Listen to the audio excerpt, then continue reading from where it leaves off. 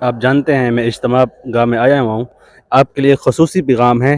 آپ جو دیکھیں، کیونکہ یہ پانی کی ٹینکی ہے، یہ جو ساتھی آئیں گے وہ ادھر پانی پئیں گے، تو وہ یہ سارا دیکھا ہے، یہ کیا ہوا ہے، کوئی گٹکا پھینکا ہوا ہے، نسوار وغیرہ۔ یہ تبلیغی بھائیوں نے پہلے بھی ادھر لکھ دیا ہے، برائے مہربانی نسوار تھونکنا منع ہے۔ اس کے باوجود بھی کچھ ساتھی ہیں وہ ادھر کوئی نسوار پھینک رہا ہے، کوئی گٹکا پھینک رہا ہے۔